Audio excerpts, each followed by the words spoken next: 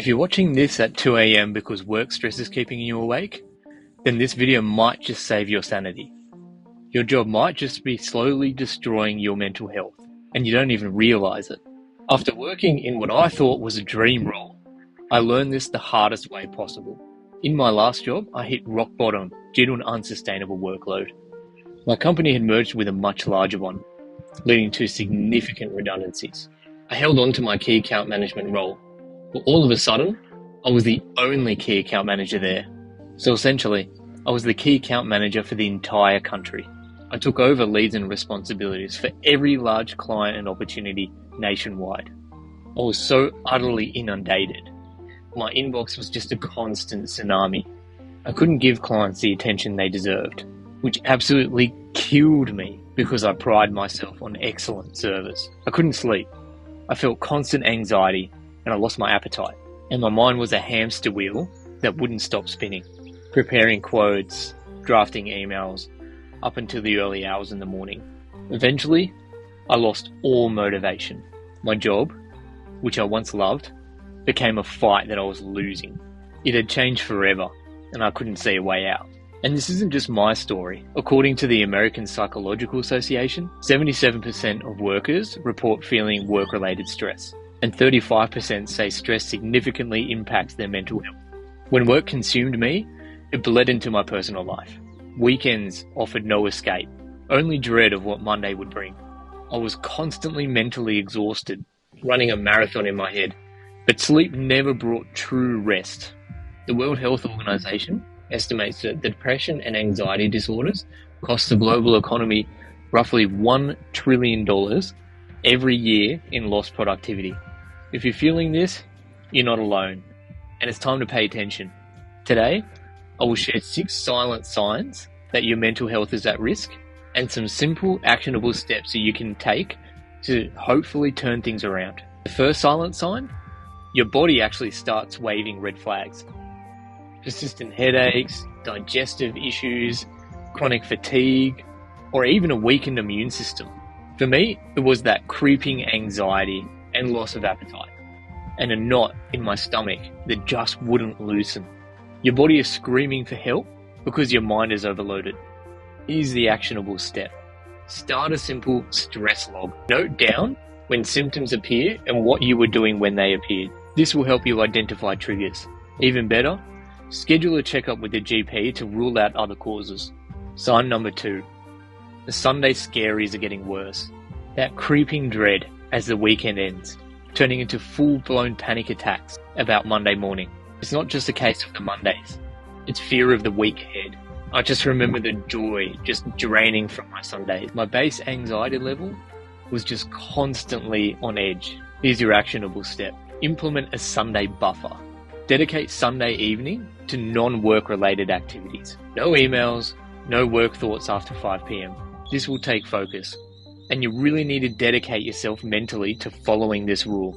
Plan a fun, relaxing activity. A movie, cooking, maybe meal prep for the week ahead. Sign number 3. Losing interest in the things you love. The hobbies, friends, and activities that used to energize you now feel like a chore. You'd rather just zone out because you're already exhausted. For me, the joy I found in doing my work vanished, but it also spilled into things that I genuinely love doing outside of work. You start to just feel numb. Here's the actionable step.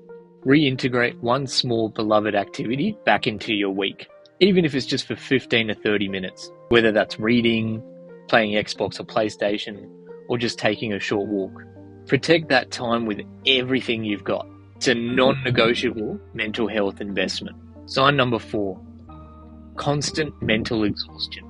This isn't just being tired. It's a profound, persistent mental fatigue that doesn't improve with rest. You feel like you're running a marathon in your head constantly. Always thinking, analyzing, worrying, but it doesn't translate to restful sleep. You're always on, even when you're not. Here's the actionable step. Practice digital detox blocks. Carve out specific times each day or evening where work-related apps, emails, and notifications are completely off. Give your brain a chance to truly switch off and recover. Sign number 5. relationship strain from work stress. When your work anxieties spill over, it actually impacts those closest to you. You might be irritable, distant, or constantly consumed by work talk, even when you're supposedly present. My partner had to experience all of this secondhand, feeling powerless, and I felt super guilty for dragging her down. It felt like my relationship was on the edge, just like everything else. Here's the actionable step. Scheduling sacred time with loved ones. This isn't just about being in the same room. This is about being fully present, engaged, and talking about non-work related things. Even 30 minutes of focused connection can make a huge difference. Sign number 6. Your identity becoming only about work. When your job consumes your entire sense of self-worth, and outside of it, you feel lost or undefined. Your failures at work feel like personal failures, and your successes are the only thing validating you. It becomes an unhealthy cycle. Here's your actionable step. Reconnect with your non-work self. List 3 to 5 roles you play outside of your work.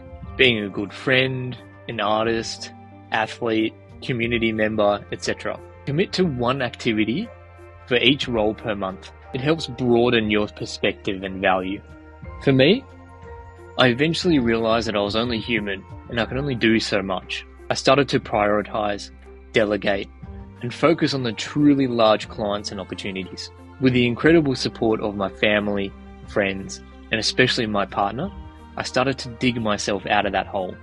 Whilst things at work eventually improved slightly, I knew I needed a bigger change for my mental well-being.